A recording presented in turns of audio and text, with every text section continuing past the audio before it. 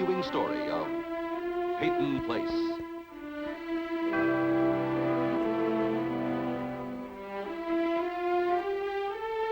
Starring Dorothy Malone as Constance Mackenzie, Warner Anderson as Matthew Swain, Ed Nelson as Michael Rossi, Mia Farrow as Allison Mackenzie, Ryan O'Neill as Rodney Harrington, and Barbara Parkins as Betty Anderson.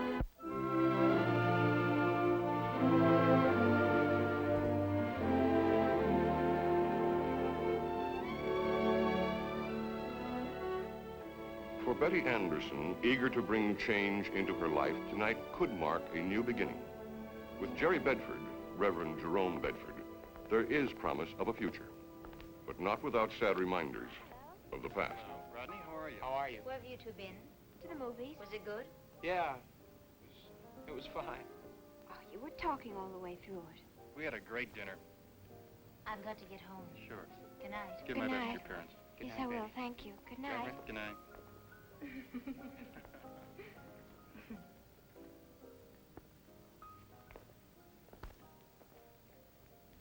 About my jokes. One moment they make you laugh, the next moment they seem to depress you. Don't say a word.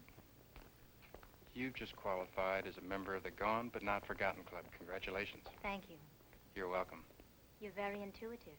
Sometimes, right now, I intuit you'd like to ride in a brand new chauffeur-driven limousine. No, I'd much rather take a ride in a late model station wagon. Thank you.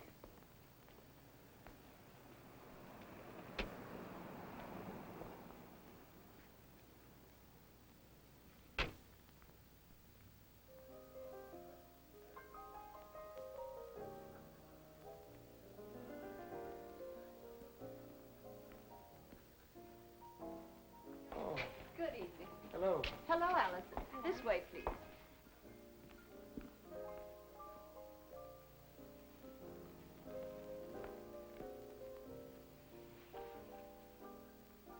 Betty seemed in great spirits, didn't she? Yeah. I was just thinking back over the time when I used to be so jealous of her. Don't let the past step all over you, Allison. Rodney Harrington. Hello.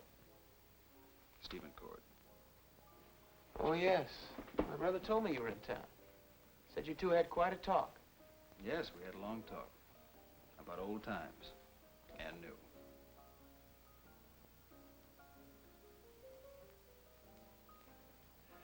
Stephen Cord, this is Allison Mackenzie. Stephen and I lived in the same house when I was a kid. Same house, different floors. You were right. It may have been lean, but for only a dime, it did have a very high protein content. I'll tell Matthew Swain. Mr. Cord was at the shop this morning, bought a paper from me. I gather the papers are heavier in Boston. More advertising, world news. How do you find Peyton Place after all these years? Why don't you sit down, Steve? Just for a moment. Well, Peyton Place has an unexpected charm, Miss Mackenzie.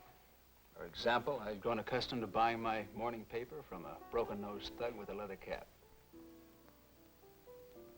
You are a very definite improvement. Thank you. I understand you're going to be working with Theodore Dowell. Oh, you heard about that? Well, you talked to my brother, and he does tell me things. Well, then, things are just as they should be. What are you going to be doing in Mr. Dowell's office? Oh, handling the legal affairs for your grandfather here in Peyton Place. How is he? Grandfather? My grandfather. Your grandfather. Oh, he's hanging on. He amazes the doctors. Did you ever meet Martin Peyton? No, I once saw him from a distance. He seemed quite a remote man. Yes, he is in some ways. And yet...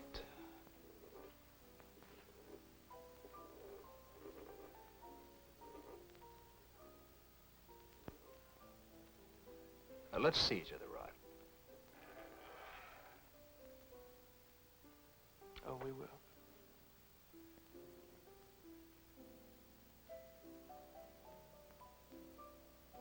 I'll see you around. Good night, Miss McKenzie.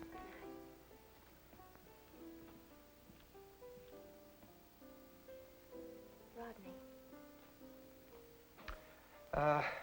What were we talking about? You were saying that one shouldn't let the past step all over one. Yes, I did. His mother used to be our housekeeper when Grandfather Peyton lived here, when it was his house.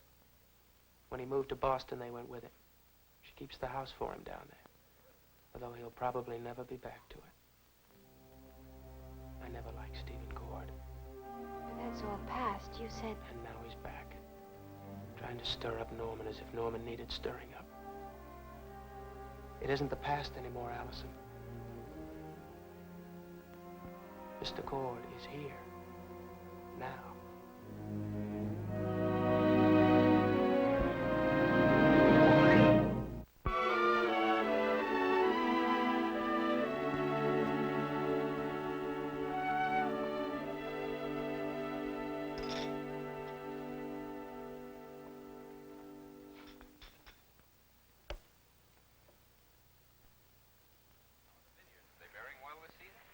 Some miracle the quench remains sweet.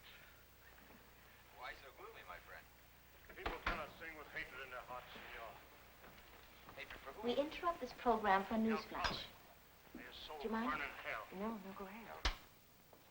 Dear Betty, poor, sorrowful Betty, had a nice time with a very nice young man. How about that? Oh, I have no intention of saying I told you so. However, what do you owe me for urging you to go out with Jerry Bedford? Urging me. Well, forcing you might be a little bit more accurate. How about, Sunday breakfast in bed? I'll take your order.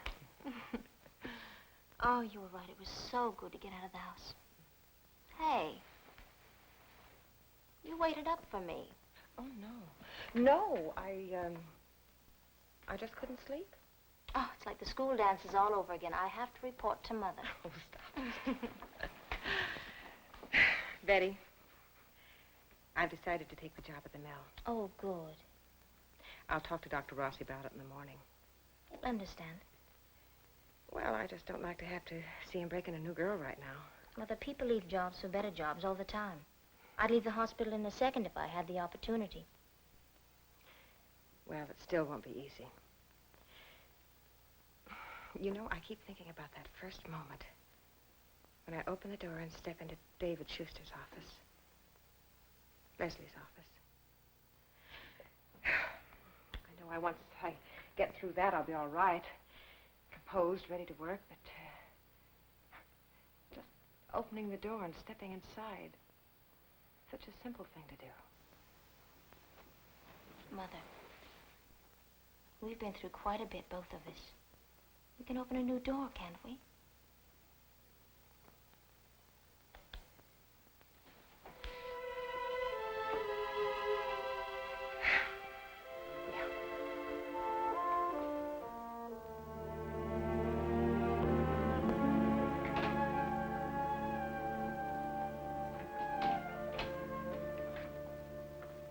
When you're in school, you hardly ever brought home a book.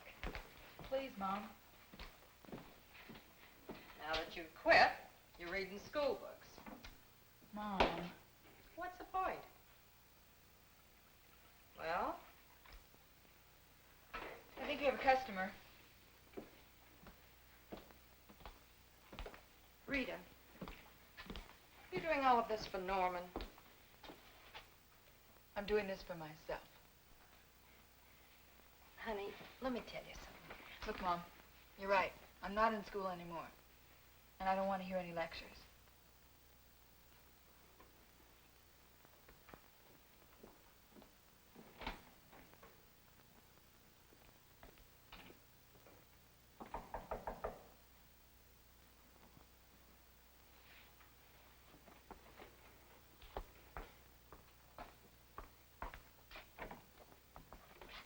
Can Rita come out and play? No. Thank you, Norman. I apologize with a profusion of humility. You're laughing at me again. No, I'm serious. You're mean. I'm stupid.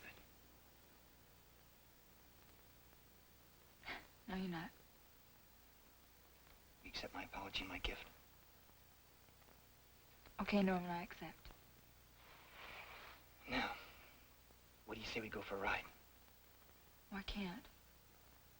Want your gift back? No. You sure you can't go? Yeah, I'm very sure. Well, you can come in if you want to for a little while. Sure, I'd like to. Okay.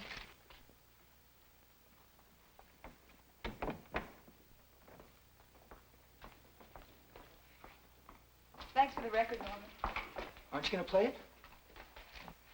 Yeah, I will. It's African music. Sure. They say it's the kind of music that makes it rain, makes the crops grow. Yeah? Ritual stuff. Oh. Yeah, I think you're going to dig it. It's wild. In fact, it might even make it rain right here. Sure you don't want to play it? Oh, no, I can't. I have to study.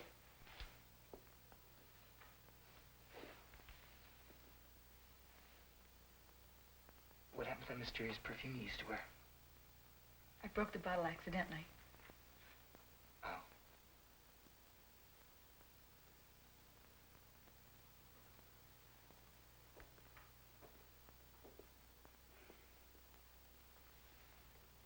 What are you studying this for?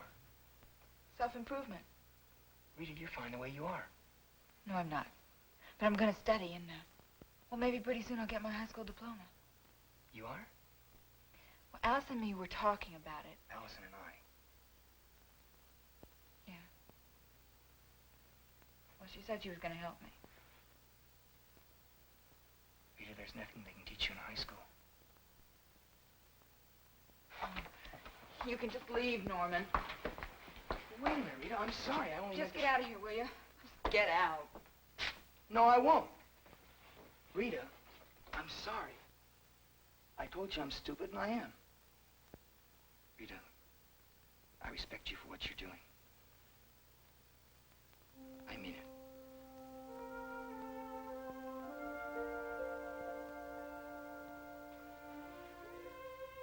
You know, I used to be a pretty good student.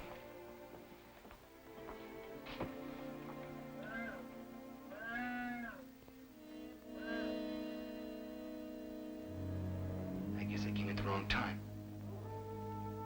Norman. The wrong time with the wrong tune. Your old friends. I didn't ask them.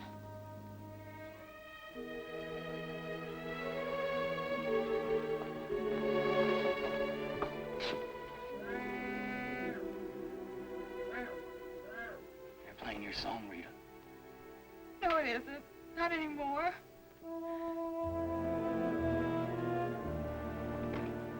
Norman, don't.